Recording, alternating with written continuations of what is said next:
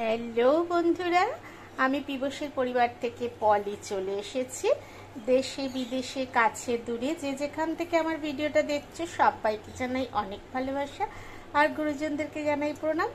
আর সবাইকে বলছি সবাই একটা করে লাইক দিয়ে আমার ভিডিওটা দেখা শুরু করবে। আর যারা আমার চ্যানেলটাতে নতুন এসেছো তারা একটা করে সাবস্ক্রাইব করে দেবে, ঠিক আছে?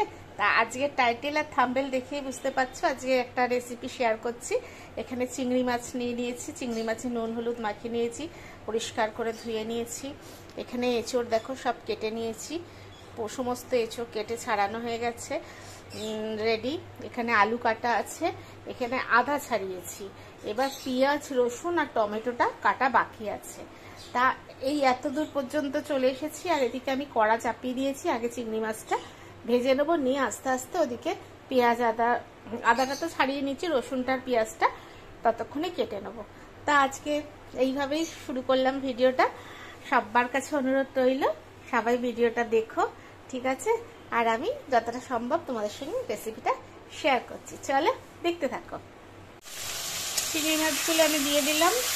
এবার আমি খুব বেশি কড়া করে চিংড়ি মাছ ভাজি না, তার কারণ হচ্ছে চিংড়ি মাছ বেশি ভাজলে না শক্ত হয়ে যায়। আমি একটু নাড়াচাড়া ওলট পালট করে চিংড়ি মাছটা সরিয়ে নেবো, নিয়ে তারপর আমি এঁচড়গুলোকে ভেজে নেবো। কেননা আমি এঁচড় সেদ্ধ করে করি না, কিরকম একটা লাগে আমার। এঁচড়টা ভাজবো, আলুটা ভাজবো, আলাদা করে তুলে তারপরে মশলাটা কষিয়ে যতটা সম্ভব, কেননা পুরোটা যদি দেখাতে যাই তখন ভিডিওটা একটু লম্বা হয়ে যাবে আর তোমাদের আর ধৈর্য থাকবে না পুরো ভিডিওটা দেখা, ঠিক আছে? আমি যেরমভাবে করছি রেসিপিটা সেইভাবে তোমাদের সামনে প্রেজেন্ট করছি, চলো দেখতে থাকো। এই যে দেখো এঁচড়গুলোকে আমি দিয়ে দিয়েছি। এঁচড়গুলো বেশ একটু লাল লাল মতো ভাজা হয়ে গেলে আমি দেখবো যে কতটা সেদ্ধ হয়েছে। একটুখানি আমি খুন্তি দিয়ে দেখে নিচ্ছি কতটা সেদ্ধ হয়েছে। হ্যাঁ, বেশ খানিকটাই হয়ে গেছে। আর একটু সামান্য ভাজা হয়ে গেলে তারপর আমি আলুগুলো দেবো। আদা হয়ে গেছে। আর ওইদিকে আমার আয়শা দিদি এসছে, রসুনটা ছাড়িয়ে আমাকে হেল্প করছে। রসুনটা ছাড়ানোর জন্য একটু লেট হচ্ছিল, ওখানে আয়শা দিদি রসুনটা ছাড়িয়ে দিচ্ছে, ঠিক আছে? চলো দেখতে থাকো।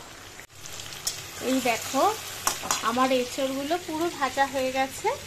আর এখানে আমার আলু আর টমেটোটা দিয়ে দিয়েছি। এটাও একটু ভাজা হয়ে গেলে এর মধ্যে এবার আমি ওই আদা রসুন পেঁয়াজ যে পেস্টটা বানাবো সেটা দিয়ে একদম সব কিছু দিয়ে কষিয়ে তারপরে সামান্য একটু জল দিয়ে, তোমরা জানোই যে তোমাদের দাদা আবার কষা জিনিস খেতে পারে না, তার একটু ঝোল লাগে, অতএব আমার এটা কষা হবে না, একটু ঝোলঝোলি করতে হবে, ঠিক আছে? কেমন লাগছে সবাই একটু কমেন্ট করো। তোমরা জানোই তো তোমাদের ভালো ভালো কমেন্ট দেখলে আমার ভিডিও বানাতে ভীষণ ভালো লাগে। চলো দেখতে থাকো। দেখো বন্ধুরা, আদা পেঁয়াজ রসুন আমি বাটা দিয়ে দিলাম। এরপর আমি এক এক করে মশলাগুলো দেবো, সব এক এক করে মশলাগুলো দেবো। এই দেখো বন্ধুরা, আমি মশলাটা থেকে যেই একটু তেলটা ছেড়ে দিয়েছে মশলা থেকে, আমি হলুদের গুঁড়ো, লঙ্কার গুঁড়ো, স্বাদ মতো নুন, আর যেহেতু আমরা মিষ্টি খাই না, কোনো তরকারিতে মিষ্টি পড়ে না, এই দিয়ে দিলাম। আর এর সঙ্গে আমি এবারে এঁচড়গুলো মিক্সড করে দেবো। এই যে এঁচড়গুলো সব দিয়ে দিলাম। এঁচড়গুলো দিয়ে ভালো করে কষাতে থাকবো।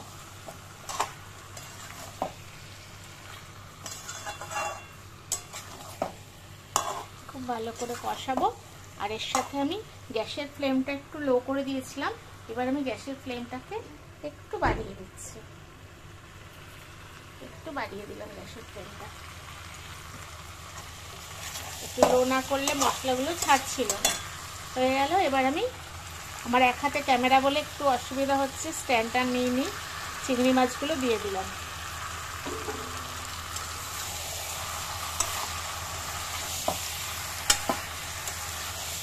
দিয়ে এইভাবে আমি কষাতে থাকবো। এই দেখো বন্ধুরা, আমার মোটামুটি একদম কষানো হয়ে গেছে, একদম মশলা থেকে তেল রিলিজ করে দিয়েছে, দেখতে পাচ্ছ। আর এদিকে আমি হালকা করে জল গরম করে নিলাম, কেননা কাঁচা জলটা দেবো না, দিয়ে এবার একটু জাস্ট ফুটে যাবে। আলুগুলো মোটামুটি এই যে দেখছো আলুও মোটামুটি সেদ্ধ এসছে। একটু ঢাকা চাপা দিয়ে তারপর আমি নামিয়ে নেবো। এই যে এবার আমি এর মধ্যে জল দিয়ে দিচ্ছি, গরম জলটা।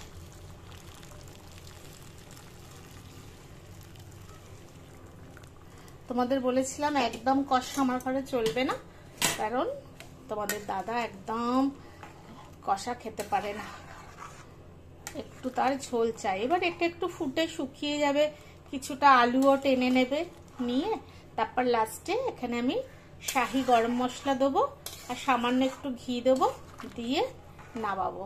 আর অনুদি যদি তুমি আমার ভিডিওটা দেখবে আমি কিন্তু একদম কম তেলেই করছি। বনিও দেখিস কড়ায় লেগে যাচ্ছে, কড়া থেকে গ্যাস কমিয়ে নেড়ে নেড়ে নেড়ে করছি, বুঝেছিস বনি?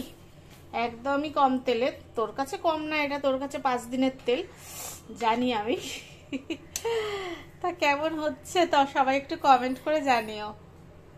হ্যালো বন্ধুরা, আমার এঁচড়ের তরকারি একদম কমপ্লিট। এখানে আমি গরম মশলা আর ঘি দিয়ে দিয়েছি, সেটা তোমাদের সঙ্গে শেয়ার করতে পারিনি।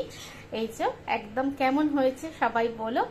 এটা আজকের আমার দুপুরের লাঞ্চের মেনু। এটা এঁচড় চিংড়ি হয়েছে, আর এখানে ভাত রয়েছে, আর এখানে রয়েছে উচ্ছে আলু সেদ্ধ। এটা তোমরা জানো কম্পালসারি, এটা আমি খাই। আর হচ্ছে এই যে আদা জিরে বাটা দিয়ে মাছের ঝাল, আদা জিরে বাটা দিয়ে মাছের ঝাল, এটাও লাইট করে করেছি। মাকেও এরা খাবার পাঠিয়ে দিয়েছি। আর এবার আমি এটা তোমাদের সঙ্গে বলে চাপা দিয়ে দিলাম। তো ঠিক আছে, চলো আজকের ভিডিওটা আমি শেষ করতে আসলাম। একটু বাইরের সৌন্দর্য দিয়ে জানলা থেকে যতটুকু ক্যাপচার করতে পারছি। দেখো ওই আম গাছটায় সব আমগুলো কচি পাতার আড়ালে একদম লুকিয়ে আছে, দেখা যাচ্ছে না। আর আকাশটা আজকে একটু মেঘলা আকাশ। ঠিক আছে, আজকের মতো আমি ভিডিওটা এখানেই শেষ করে দিচ্ছি। সবাই খুব ভালো থেকো, সুস্থ থেকো, আর অল টাইম খুশিতে থেকো। আর সবাই একটু সুন্দর সুন্দর করে কমেন্ট করবে, লাইক করবে। আর নতুন যারা আছো আমার চ্যানেলটাকে সাবস্ক্রাইব করে পাশে থাকা বেল নোটিতে ক্লিক করে ক্লিক করে দেবে। ঠিক আছে, চলো টাটা, আবার দেখা হচ্ছে অন্য কোনো একটা ভিডিওর সাথে।